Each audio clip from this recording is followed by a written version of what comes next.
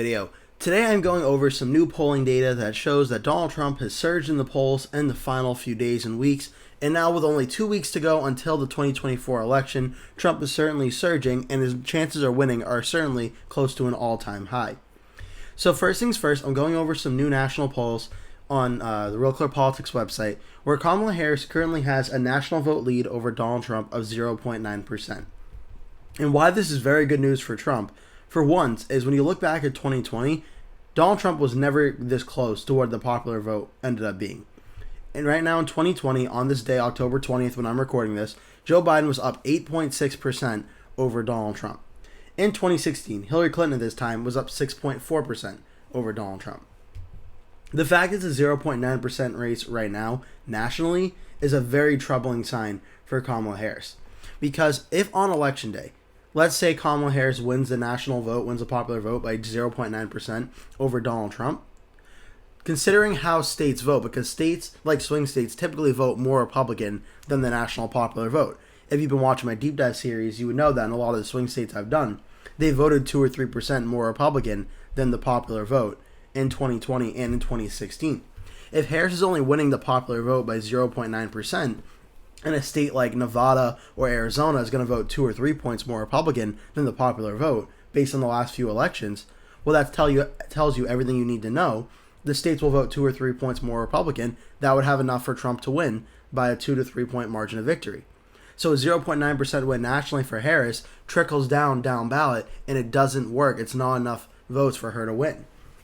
And right now, the fact it's 0.9% for Harris is a very big troubling sign.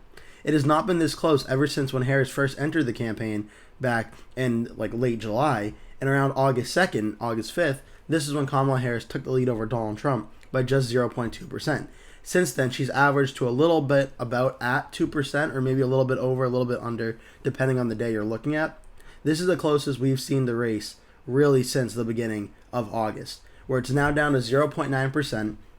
And when you're looking, Harris's numbers have remained relatively consistent around that 49% range nationally, but Trump's numbers are really starting to go up and skyrocket.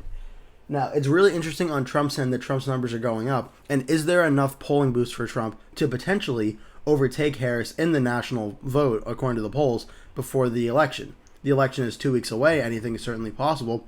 The recent string of polls, Atlas Intel has Trump up 3. TIPP has Trump up 2. Emerson only has Harris up 1. Rasmussen and Fox has Trump plus 2. So certainly a good string of polls for Trump has boosted this jump in the polls.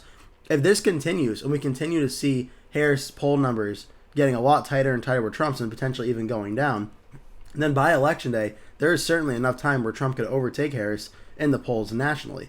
Which, again, I'm skeptical because, the United States typically, at least in the last few elections, has voted for the Democratic candidate more in the popular vote every time. So I'm skeptical about whether or not Trump could actually win the popular vote. But if Trump can keep the popular vote like it is right now, under 1%, he's looking at an electoral college potential blowout on election night if it's under 1% of the vote nationally. If Harris can actually get 2% of the vote, national vote, then we get a very, very close election where we thought we would be for most of the campaign, where it was looking like, okay, the swing states are super tight, and we need to see how this goes. If it's a 1 point win, I think Trump's going to win on election night, and it'll probably be called on election night before midnight, if Trump is really winning or losing the popular vote by only 1 point. And before I go into the swing states, because I am going to do that, I'm just going to take a look back at 2020 and 2016 for the points of comparison. In 2020, as we know, Joe Biden was the winner of this election in honestly very, very close margins in a lot of states like Pennsylvania, Wisconsin, and Michigan. Joe Biden won with the same number of electoral votes Donald Trump won by in 2016. The election results were incredibly close. It was really not a blowout election one way or another. It was a close election. And looking at some comparisons for 2020 and now, as I mentioned, I'm recording on October 20th, 2020. Donald Trump was sitting at 42.5. Joe Biden was at 51.1. Trump has this ability in the final few weeks for his poll numbers to start skyrocketing the closer he gets to election day. Trump ended up finishing at 44 points. And as I mentioned, he was at 2020 at 42.5 points. So he went up about 1.5 points in the final few weeks of the election. Why am I pointing that out? Because 2020 could have just been a one-off and that doesn't really matter. Well, let's look at 2016, just for the sake of comparison. Donald Trump, on October 20th, 2016, was losing to Hillary Clinton by 6.4%. Trump started to have a little bit of a surge, and then around the 1st of November, October 30th, Trump skyrocketed up to 45.3%. Now, before the final few days of the election, it did go back down to 43.6, but it's worth noting Trump did skyrocket in the polls then. So what am I saying? For 2024, again, not every election is the same, not every candidate is the same, but Donald Trump seems to be beginning that final election week surge as he's doing more campaign events, is getting more get out the vote efforts, he's doing more media appearances. Trump is starting to build some momentum leading into the election the way he did in 2020 and 2016, where in 2016 he pulled off an upset win that many in the media did not predict. And in 2020, what many predicted to be a massive Joe Biden blowout was actually a very, very close election, which Trump very narrowly lost, and very, very important in key swing states. Right now, objectively, the momentum is all on Trump's side. Harris is running about the same nationally, maybe going down slightly. Trump is the one whose numbers are improving. The momentum for the election is clearly on Trump's side right now, nationally. Looking at the swing states, this could not be any more clear. On the Real Clear Politics website, Trump is now leading in every single battleground state that there is: Arizona, Nevada, Wisconsin, Michigan, Pennsylvania, North Carolina, and Georgia. You can try and swing it however you want. This is very good news for Donald Trump. Very, very good news. It's also worth noting that in some of my prior videos, I was going through what's Trump's easiest pathway to victory. And I always said the easiest for Trump is winning every state he won in 2020, which includes the battleground state of North Carolina, and picking off the state of Georgia, which had the longest history of being a Republican state, and picking off the state of Pennsylvania. That would get Trump to 270 exactly. This is at a time where Trump was leading in North Carolina, leading in Georgia, but trailing in Pennsylvania. Trump is now leading in every single battleground state. So this is what the electoral map would look like right now, according to the polls. Harris and Walz start out with 226, Trump and Vance are at 219. Right now, Donald Trump is up 1.8% in Georgia. Donald Trump is leading very, very narrowly in North Carolina. Donald Trump is leading in Pennsylvania. This would get Trump to 270. Trump is up 1 point in Michigan. Trump is up 0.2 in Wisconsin. Trump is up by over 1 point in Arizona. And Trump is up very, very narrowly in Nevada. Based on the polling average right now, Donald Trump would get to 312 electoral votes. Kamala Harris would get 226. What a reversal from what the campaign was looking like a few weeks ago, where we're looking at like a potentially 270 to 268, very, very close election that either candidate can really win. Right now, the polls are still incredibly close. Either candidate can win, but you cannot deny the momentum that Trump has built in the last week or two. Trump is clearly, in my view, leading the Electoral College right now. And I showed you the polls all show it. Arizona, we're going to start with Arizona. We're going to go through all of them.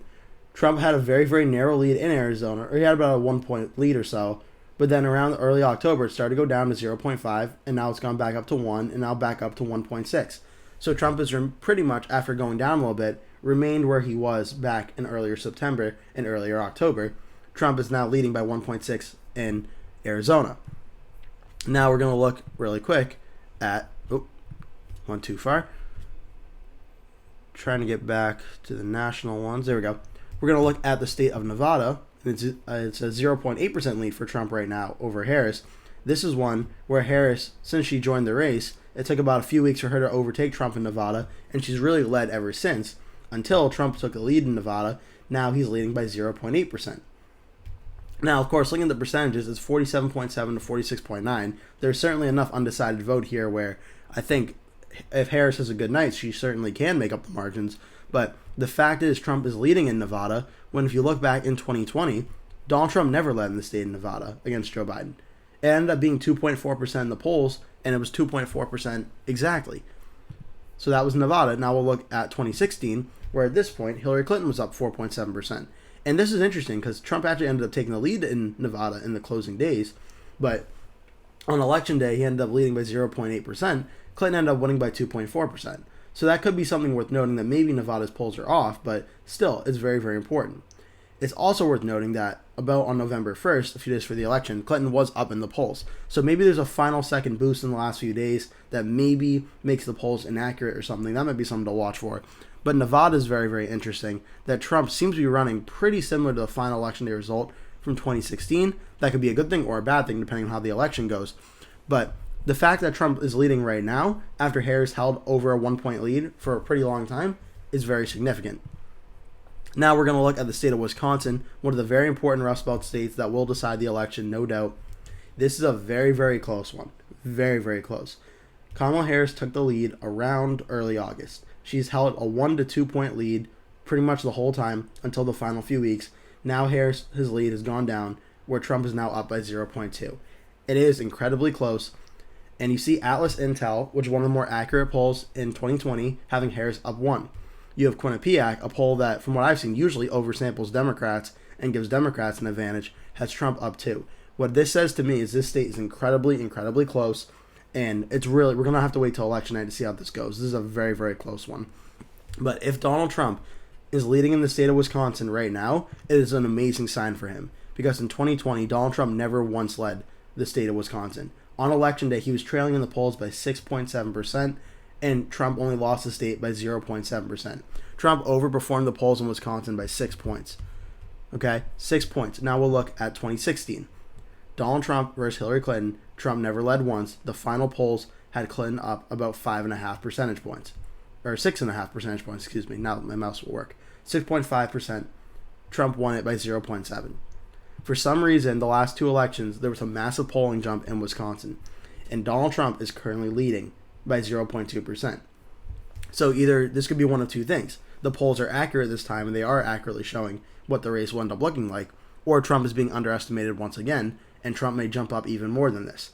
Not going to know until election day, but it's a very good sign Trump is up in Wisconsin right now. Looking at the state of Michigan, this is one that has really, really surprised me. Michigan has long been thought as the most democratic of the 3 Rust Belt states, yet Kamala Harris had a 2-point lead, over 2-point lead at times, since really the beginning of August. And Donald Trump not only has taken the lead in Michigan in the last few weeks, but Donald Trump is now up to 1.2% over Kamala Harris in the state of Michigan. And it's a very interesting thing to see right now. Michigan is polling more Republican than Wisconsin is and than Pennsylvania is. I never really thought I would see this. I don't really understand it, but I mean, you can't deny the fact Trump is polling very good here. He is polling very good in the state of Michigan, and it's 15 electoral votes, which narrowly went for Biden in 2020, narrowly went for him in 2016. If the election's held today, it's looking like Donald Trump will win the state of Michigan. Now, again, there are 2 weeks left until the election, so of course things can change, but right now, Trump is looking very good in a state like Michigan. In the state of Pennsylvania, the state that I've been saying for a long time is the bellwether of all bellwether states. I think whichever candidate wins the state of Pennsylvania is going to win the presidential election. Donald Trump now has a 0.7% lead over Kamala Harris in the state of Pennsylvania. The only difference is, like some of the other ones, Pennsylvania has been very close, very back and forth. It's never really been a very large lead one way or another. The largest Harris got was a 1-point lead. If you go back to when Harris first entered the race, Trump had about a 3-point lead, but that was pretty much the same for every single toss-up state, and then started getting a lot closer. Pennsylvania is incredibly tight, going to remain incredibly tight, but as I've shown you with the polling momentum of Trump in the last few weeks, it's hard not to feel good about Trump's chances in Pennsylvania. And finally, the last 2 states, the states of North Carolina and Georgia. North Carolina is a very interesting one because there have been some Democratic polls in the last few days that look good for Kamala Harris in the state, and the polls are very, very tight. The only thing about North Carolina is I'm not really too sure how this looks because in 2020, Joe Biden was leading for a decent time, and it ended up with Trump being 0.2, up 0.2. Trump then won the state by 1.3%, so it went up by 1.1%. Every poll we've seen so far nationally shows 2024 will not be as Democratic friendly as 2020 does. So it's hard for me to imagine how in an election where Kamala Harris is running about 3 points behind what Joe Biden got in the popular vote, that she's also going to be able to flip a state like North Carolina, which at the end of the day voted more Republican than the polls suggested in 2020. And I'm willing to bet 2016 was something similar, where Donald Trump ended up in the RCP average up 0.8%, won by 3.6%. And again, it's looking like, according to the polls, 2024 could be more Republican nationally than 2016 was.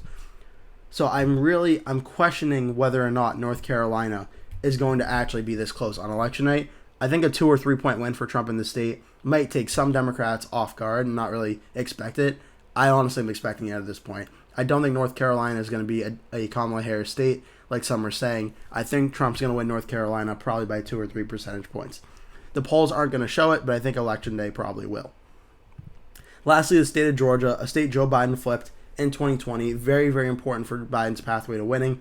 Right now, Donald Trump currently has a 1.8% lead over Kamala Harris. This is bad news for Harris because Harris is at a moment where she was getting very close in the state. It was down to 0.5%. It looked like the momentum was honestly on her side. Trump's numbers went down. Hers were going up a little bit or staying stagnant.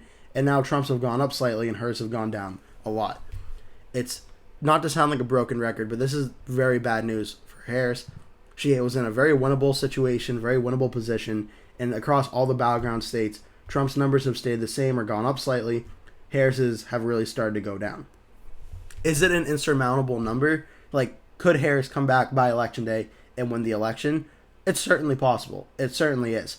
But I think right now we see early voting beginning, and a lot of the early signs have been that Donald Trump and Republicans are outperforming their numbers from 2020, which is a good sign for Donald Trump. I won't say this election is over because I don't ever want to say an election's ever over. American elections are very unpredictable, as we saw in 2016 and 2020. Things can always certainly change, but right now, I think it's looking very good that Donald Trump is going to win the 2024 election, and I thought it was going to be really close, like 270 to 268 or 281 to like 250. It's looking really, really possible. Trump might win the election with 312 electoral votes to Harrison Walz's 226. Trump is leading in every single battleground state with 2 weeks to go. He's going to continue to do more stops and campaigning, as Kamala Harris will be as well. It's not like the Harris campaign is not doing anything. They're doing campaign events every day as well. But the momentum right now all seems to be on Donald Trump's side. And as Trump's history shows, his numbers and his closing out the vote message typically benefits more than the polls show in the last few weeks. If that continues again, Trump getting 312 electoral votes is certainly possible and certainly on the table. And what would be very interesting to watch, 2 states on election night I fully expect to go Democratic, but are worth watching, are the states of Minnesota and Virginia. These are 2 states that should be, frankly, likely Democratic states. And the polls right now have Virginia as a likely Democratic state, Minnesota as a lean Democratic state. Virginia is going to be a very important thing to watch for because it is one of the earliest states that closes polls on election night. It is a part of the 7 p.m. poll closings and really is the first competitive state, along with Georgia, that we can really watch for. I fully expect Kamala Harris will win the state of Virginia, but if Virginia, typically the way it votes is a lot of the rural areas in the state come in first, and then usually the northern D.C. suburbs come in about 70 to 80% of the vote in. That's when they typically come in a usual presidential election. If Donald Trump, after those D.C. suburbs come in, is running a close race in Virginia, like it's only about a 3 or a 4 point gap after those suburbs come in, that could be a sign that Trump is overperforming in a state like Virginia, and that might mean he's overperforming nationwide, which may have down ballot effects in Pennsylvania, Michigan, Wisconsin. It's typically very rare that in an election where Pennsylvania, Michigan, and Wisconsin, usually there's some sort of commonality in how those states vote. At least certainly when Donald Trump has been on the ballot. When Donald Trump has been on the ballot, every toss-up state right now that's currently red, aside from the state of Nevada, all voted for Trump in 2016. So he has precedence winning them. In 2020, every single one of these toss-up states all voted for Joe Biden. So there's precedence that when a candidate does well, that candidate's probably going to win all the toss-up states or most of them because that's what the national environment is showing. If Donald Trump is running better in Virginia, that could be a sign Trump is doing better than the polls suggest, and that may have an effect in Wisconsin, Michigan, and Pennsylvania, as well as North Carolina, Georgia, Arizona, and Nevada. So that's just something I want to point out in Virginia.